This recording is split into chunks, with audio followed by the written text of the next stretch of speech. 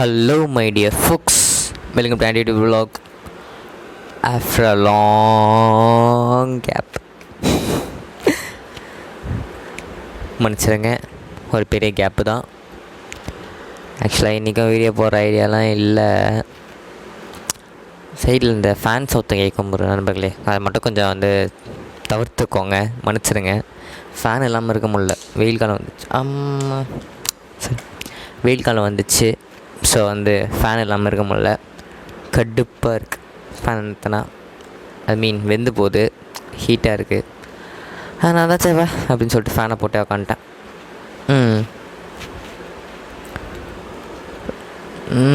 நான் டேன்னு கூட பார்க்கல நம்பர், அப்படியே போட்டு உக்காந்துட்டேன்.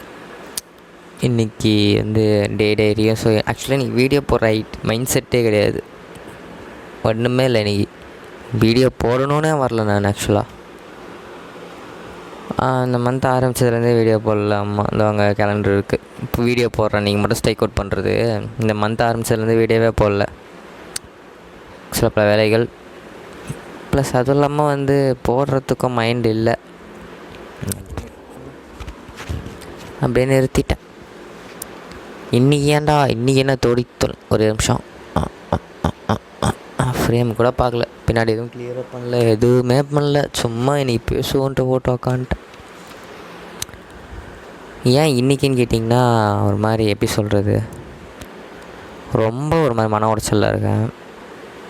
மன உடைச்சல்னால் அப்படியே எங்கேயோ இழுக்குது. ஒரு மாதிரி இருந்தது, மனசே கேட்கல. நிறைய உள்ளே வருது, ஆனால் யாரும் இல்லை. சிம்பிள், லிட்ரலி யாருமே இல்லை. இது பண்ணலான்னு தான் தோணுச்சு. சரி, எனக்கு ஷேர் பண்ணணுன்னு தோணுச்சு. ஒரு மாதிரி ஓடிக்கிட்டே இருக்கிறதுக்கு ஒயிட் அவுட் பண்ணிடலான்னு சொல்லிட்டு ஷேர் பண்ணலான்னு சொல்லிட்டு காண்டாக்டில் தேடுறேன். ஒரு காண்டாக்ட் கூட அந்த மாதிரி இல்லை. என்ன தெரில எனக்கு. நான் நிறைய வாட்டி சொல்லியிருப்பேன், என் ஃப்ரெண்டு ஷமீர்னு சொல்லிட்டு. மேக்ஸிமம் எல்லாத்தையும் ஷேர் பண்ணுவேன் அவங்ககிட்ட. அவங்ககிட்ட கூட நீ பேச தோணலை. ஒரு மாதிரி யாருமே இல்லாத மாதிரி இருந்தது எனக்கு. எங்கே ஷேர் பண்ணுறதுன்னு தெரில. சரி, அதான் நம்ம தான் வச்சுருக்கோமே, இது அப்லோட் பண்ணணும்னு கூட தெரில. ஏன்னா கூடயே இருக்க சில பேர்லாம் பார்க்குறீங்க, அதனால் இது அப்லோட் பண்ணுவோனான்னு கூட தெரில. சும்மா வாயத்தை பேசி எனக்கு தனியாக பேசினா ஏதாச்சும் நினச்சிக்க போகிறேன். ஆல்ரெடி இதுவே தனியாக பேசுகிற கணக்கு தான். தனியாக பேசினா உண்மையிலே பைத்தியம் ஆகிட போகிறேன்ட்டு தான் இப்படி போட்டு உக்காந்துட்டேன்.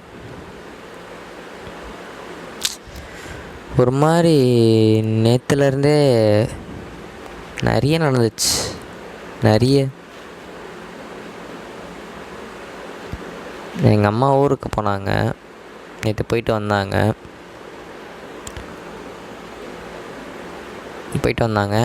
அதுதான். ஸோ வீட்டில் தனியாக தான் இருந்தேன். அதுக்கப்புறம் நைட்டு வந்தாங்க. நைட்டு வரும்போது நைட்டு வந்தாங்க. எங்கள் அண்ணன் வெளியே சாப்பிட போயிட்டான். அவன் வரத்துக்கு அப்புறம் 10 மணிக்கு மேலே ஆயிடுச்சு. அவங்க அப்போ தான் வந்தாங்க. எனக்கு அவ்வளோ பர்ஃபெக்டாலாம் வண்டி ஓட்ட தெரியாது. நான் நீங்கள் ஃப்ராங்காக பேசுனாலும் ஃப்ராங்காக ஒத்துக்கிறேன். எனக்கு அவ்வளோ பர்ஃபெக்டாலாம் வண்டி ஓட்ட தெரியாது. ஸோ எங்கள் அம்மா இது வரைக்கும் நான் உட்கார வச்சு ஓட்டினது கிடையாது. ஒரு பயம் தான் வச்சுக்கோங்களேன். பசங்களெலாம் கூப்பிட்டு உட்கார வச்சு ஓட்டுன்னு போயிருக்கேன். எங்கள் அண்ணனை எல்லாருமே கூட்டின்னு ஓட்டுவேன். ஆனால் அம்மா மட்டும் எனக்கு வராது, பயம் அப்படி வச்சுக்கோங்களேன். அதுவும் வேறு அவங்க நானே மென்டாலிட்டி இருந்தேன்னா சரி, அவங்க சுடிதார் போட்டு வந்தால் கூட 2 பக்கம் காலை போட்டு கூப்பிட்டு போயிடலாம். ஏன்னா எனக்கு வெயிட் பேலன்ஸ் வராது. எனக்கு தெரியல, எல்லார்கிட்டையும் சொல்கிறது தான், எனக்கு தெரியாது. எனக்கு வெயிட் பேலன்ஸ் வராது. நான் ஒன்றும் அவ்வளோ பாடி பில்டரும் கிடையாது. அதனால் எங்கள் அம்மாவை நான் கூப்பிட்டு போனேன். ஆனால் சரி, பஸ் ஸ்டாண்டில் தனியாக நிற்க முடியாதுன்றதுனால நான் போயிட்டேன். போயிட்டு அவங்க கூட தான் நின்றுட்டுருந்தேன். எங்கள் அண்ணன் அச்சு புச்சுன்னு வந்தான்.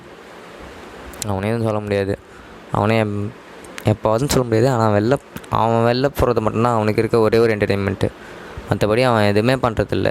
எங்களுக்காக எல்லாத்தையும் கட் த்ரூ பண்ணிட்டு இங்கே ஊரில் உட்காந்துருக்கான். சேம் நானும் அப்படி தான். அதனால் அச்சு பூச்சுன்னு அவன் வந்தான். எங்கள் அம்மா சும்மாவே கற்றுவாங்க. அவன் வரத்துக்கு லேட் ஆனோடனே ஆச்சா பூச்சான்னு கத்துனாங்க. வந்தவொடனே நான் வீட்டில் இருக்கிறதுக்கும் சாமான் தேய்ச்சி வச்சேன். எனக்கு அவங்க அவங்க நிறைய சொல்லிட்டு தான் போனாங்க, இல்லைன்னு சொல்ல.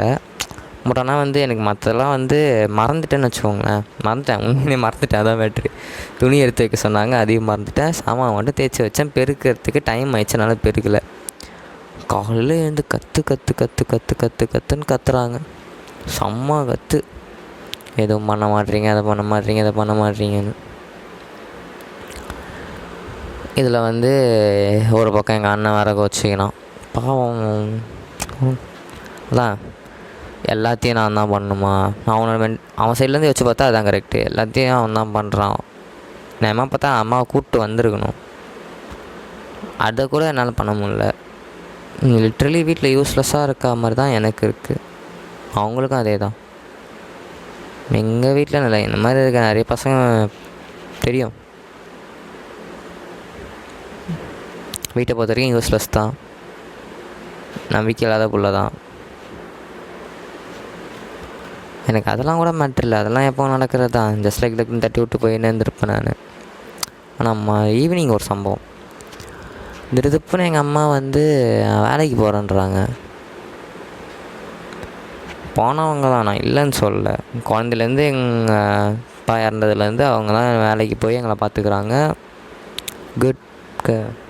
குட்டுன்ற பாருங்கள், போதையில் என்னமோ வளர்றேன் நான். இல்லை, போனவங்க தான். அவங்களுக்கு உடம்பு முடியல, அவங்களால இதுக்கு மேலே உழைக்க முடியாதுன்ட்டு தான் அவங்கள வீட்டில் வச்சுட்டு நாங்கள் உட்காந்து பார்த்துக்கிட்டு இருக்கோம். இப்போ திடீர்னு வந்து நான் வேலைக்கு போகிறேன் கேட்டால் வீட்டில் கையில் காசு இல்லை, ப்ளா ப்ளா ப்ளா ப்ளா, நீங்கள் தரதை பற்ற மாட்டேங்குது. இல்லை, நான் காலேஜ் டிஸ்கண்டினியூ பண்ணிட்டு கூட வேலைக்கு போகிறேன், நீ போவாதன்ற அளவுக்கு நான் வந்துட்டேன். நான் புரியல எனக்கு இன்னும் எவ்வளோ பண்ணணுன்ற. எனக்கே அப்படி இருக்குன்னா அப்போ எங்கள் அண்ணனோட மென்டாலிட்டிலாம் யோசிச்சு பாருங்கள். எவ்வளோ பண்ணாலும் யாருக்கும் எதுவும் பற்ற மாட்டேங்குது.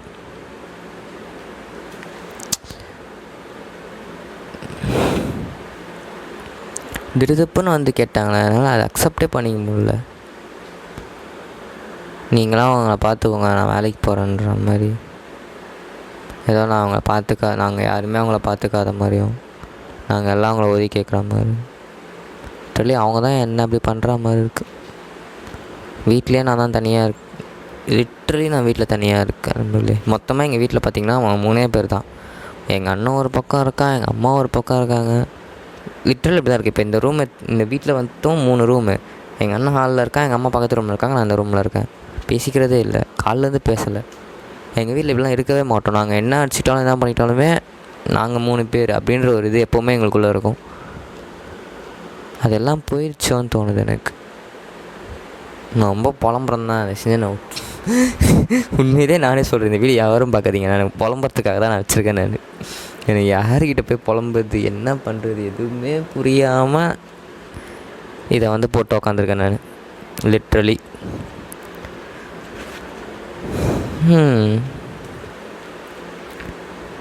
சரி சார், எனக்கு எல்லாத்தையும் விட்டு ஓடிடலாம் போலலாம் தோணுச்சு. அப்படியே விட்டுடலாம்லாம் தோணுது. எனக்கு முதல்ல அந்த தாட்டே அதுதான்.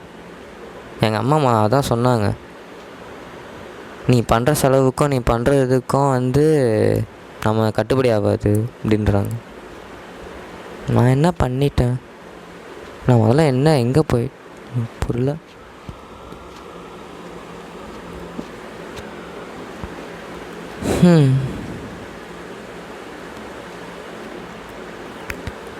ஒரு மாதிரி எனக்கு கோபம் கூட இல்லை நண்பர்களே. எனக்கு கோபமாக இருந்தால் கூட நான் வந்து அந்த செவத்துலலாம் குத்திட்டு இது பண்ணிட்டு அப்படியே நான் கோபத்தை அப்படியே மைனஸ் பண்ணிட்டு போய் நல்லா தூங்கி இருந்தேன்னா எனக்கு கோபம் போயிடும். எனக்கு அந்த ஒரு நல்ல கடவுள் கொடுத்த ஒரே ஒரு நல்ல விஷயம் அது மட்டும்தான். எப்போ பார்த்தாலும் எனக்கு தூக்கம் வந்துடும். தூக்கத்தை மட்டும் வந்து அந்த இடந்து பிடுங்காமல் வச்சுருக்கான். அது வரைக்கும் எனக்கு நிம்மதி. தூங்கி இருந்தேன்னா எனக்கு கோபம் போயிடும். ஆனால் எனக்கு இப்போ கோபன்றதை விட என்னால் அக்செப்ட் பண்ணிக்க முடியல. மனசு மாதிரி பாரமாக இருக்குது. எனக்கு ரொம்ப பாரமாக இருக்குது. எனக்கு எல்லாருக்கும் யூஸ்லெஸ்ஸாக இருக்கணும்னு தோணுது. எனக்கே நான் யூஸ்லெஸ்ஸாக இருக்கணும்னு தோணுது.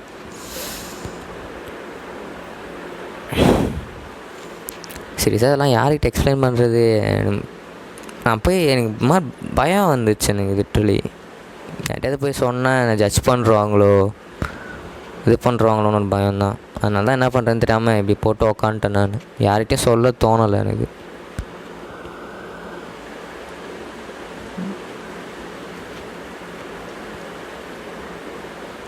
என்னமோ பார்த்துக்கலாம், பார்த்துப்போம். அதுக்குன்னு சொல்லிட்டு இப்படியே உக்காந்துருவோம்லாம் நினைக்காதீங்க யாரும். அவ்வளோ அந்தளவுக்கு மட்டிக்கொல்லாம் கிடையாது நான். என்ன இப்போ பேசிட்டேன்ல, முடிஞ்ச அளவுக்கு எல்லாத்தையும் கொட்டணும் தான் இதை ஆன் பண்ணி வச்சுருக்கேன். கொட்டிட்டு எதையும் யோசிக்காமல் அப்படியே போயிட்டு பட்டு தூங்கிடுவேன். காலைல எழுந்து ஓட வேண்டியது தான். உக்காந்துனே இருந்தாலும் வேலைக்கு ஆகாது. எவன் ஒருத்தன் உட்காந்து அவன் பிரச்சனைலாம் பிரச்சனை இருக்குதுன்னு நினச்சி அவன் அந்த பிரச்சனையை பார்த்துக்கிட்டே அவன் உட்காந்துருக்கான். ஆனால் கச்சரிக்கை அந்த பிரச்சனை கண்ணு முன்னாடி தான் இருக்கும். எழுந்து ஓடினா தான் எல்லா பிரச்சனையும் சரியாகுன்றதை நம்புகிறவன் நான். என்னையே அடித்து உட்கார வச்சு பாருடா அப்படின்னு வச்சுருக்காங்கன்னா பார்த்துக்கோங்க. எனக்கு பிரச்சனை கோவம் அதை சால்வ் பண்ணணும் அப்படிலாம் இருந்தால் கூட பிரச்சனை இல்லைன்னா எனக்கு டக்குன்னு கேட்டதை அக்செப்ட் பண்ணிக்க முடியாமல் தான் உட்காந்துருக்கேன். இந்த ஒரு இது ஒன்று இருக்கும். விஜய் வரதராஜன் நான் ஒன்று சொல்லியிருப்பாப்புல ஓக்கல் ஒளியில், என்னை ஏன் புரிஞ்சிக்க மாட்டீங்க நம்ம கேட்கவே கூடாது அப்படின்னு. அந்த ஃபேஸில் தான் இருக்கேன் நான். என்னை யாராச்சும் ஒருத்தராவது புரிஞ்சுக்கோங்களேன்ற ஸ்டேஜில் இருக்கேன். ஆனால் அப்படி கேட்குறது தான் தப்பு. ஏன்னா நீ எல்லாரையும் புரிஞ்சுக்கிறியான்றது தெரியாது. நீ நினச்சிட்ருப்ப நான் எல்லாரையுமே புரிஞ்சுக்கிறேன் அப்படின்ட்டு. ஆனால் அவங்க இடத்துல இன்னும் பார்த்தா தான் தெரியும் என்னன்ட்டு. அதை யாராலும் நின்று பார்க்க முடியாது. ஒரு ஃபேக்ட் என்னென்னா யாராலையுமே அவங்கவுங்க இடத்துல நின்று பார்க்க முடியாது. ஸோ யாரையும் புரிஞ்சிக்க முடியாது. நீ உனக்கு பிடிச்சதை பண்ணிவிட்டு உனக்கு ஏற்ற மாதிரி இருந்துக்கோன்றது தான். ஆனால் அப்படி இருந்தாலுமே எதுக்கும் பிரயோஜனம் இல்லை. என்னடா வாழ்க்கை இதுன்ற ஸ்டேஜில் தான் இருக்கேன் நான். நல்ல வேலை டைட்டில் கச்சிச்சு, என்னடா வாழ்க்கை இது. இந்த வீடியோவுக்கு டைட்டில் தயவு செஞ்சு அவனும் இந்த வீடியோவெல்லாம் பார்த்து பேசினலாம் இருக்காதீங்களா, செம்ம கடுப்பாயிடுவேன் நான்.